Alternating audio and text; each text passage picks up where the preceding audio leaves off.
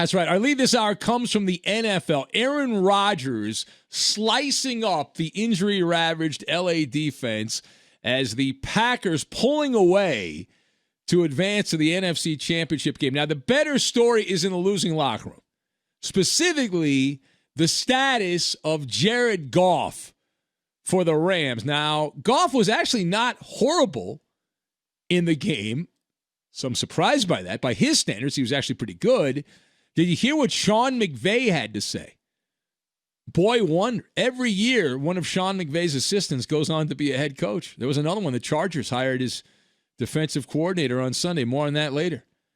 Staley's gone. He's going to the Chargers. Anyway, if you missed what McVay said, Sean McVay said that Jared Goff is going to have to compete for the starting job next season in 2021's regular season. Quote, we're evaluating that, McVay said when asked specifically about Jared Goff, and I think it's important that you do that at every single spot. No position is excluded from that, McVay decreed. Of course, we know he's lying because you think Aaron Donald's going to have to fight to keep his starting job with the Rams or Jalen Ramsey? Of course not. All right, so let us discuss the question. The Rams, going forward here, they lose in the divisional round to the Green Bay Packers. Will they actually make Jared Goff earn the starting job? Do you believe that or not believe it? All right, so on this one, I am agnostic. I am a non-believer of what Sean McVay is saying. It does not pass the smell test. Doesn't pass it. You've got handcuffed, baby steps, and footsteps. That's a lot of steps. All right, so we'll connect everything together. Now, first of all, listen, Jared Goff is the same guy he has always been. He is an acquired taste. Sean McVay, to his credit, has squeezed out more than was expected of Jared Goff. When I first saw this guy play as a first-year guy, he was terrible. Right, Jeff Fisher was coaching the team. It looked like he didn't know how to snap the football. It was a disaster. And so Goff is still not good. At times, he's an average quarterback. But he's simply not consistently dominant enough that you have any confidence of him going forward. Now, that being said, well, it certainly sounds good to say, hey, Goff is in the danger zone and he's going to have to earn his way. You look at the contract and you're like, no. Right? There's the money is the end-all, be-all in these situations. And if everything was equal and everyone was getting paid the same, then you could say, yeah, Goff's in trouble. But the Rams are handcuffed to Jared Goff, and Jared Goff's handcuffed to the Rams, although it's a gold handcuff, a pair of handcuffs. They gave him, the Ram front office, a preposterous amount of money for a very limited amount of success, and now they have to make chicken salad out of chicken crap with Jared Goff. When you give a $134 million contract to a guy who's not all that good, you can't be shocked when he doesn't play that well.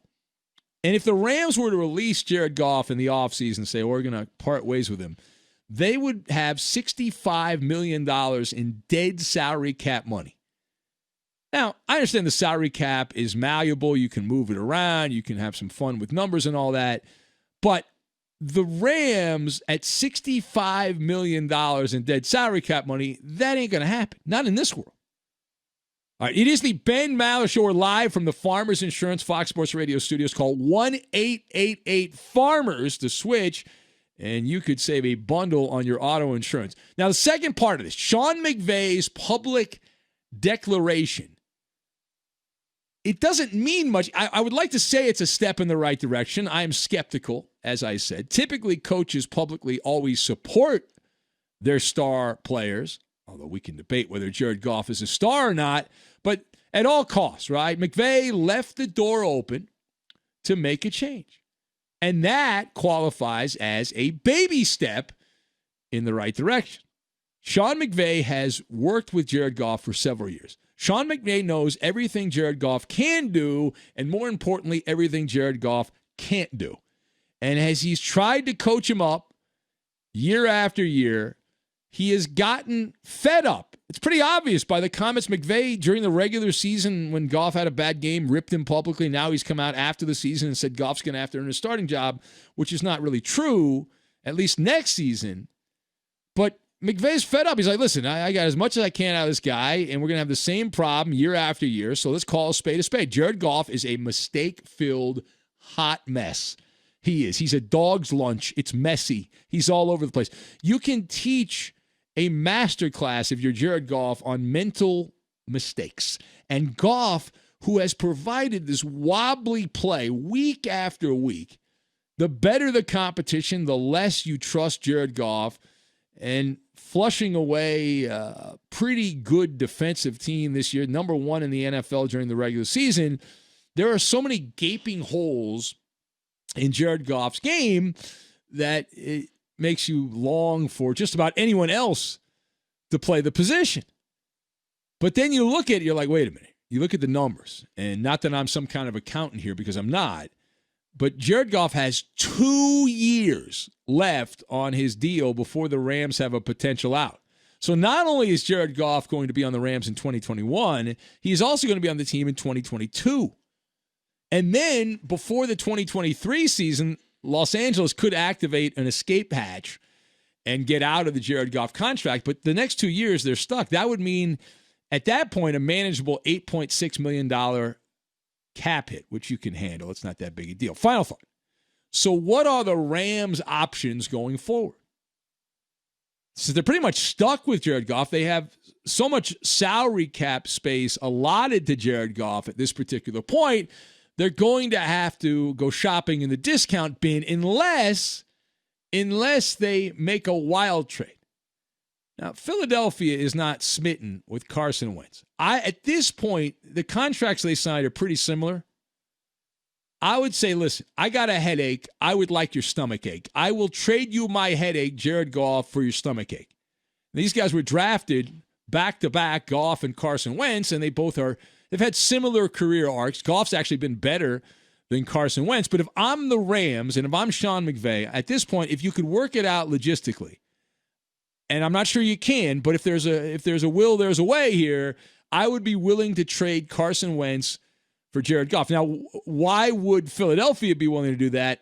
God only knows, but you at least make the phone call if you're the Rams and say, listen, you got a problem, I got a problem. I'll trade you my problem for your problem, because there's a shot that Sean McVay could open up a new world for Carson Wentz.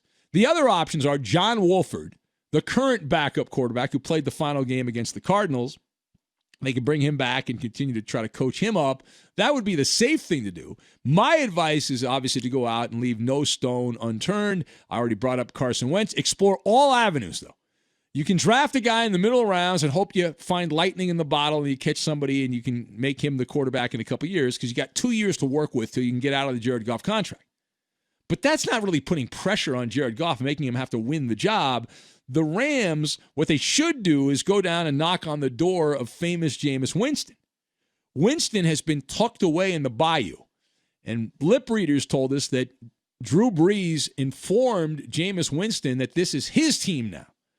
After the Saints game, about a minute to go in the Saints game when they were losing to Tampa and eliminated from the playoffs.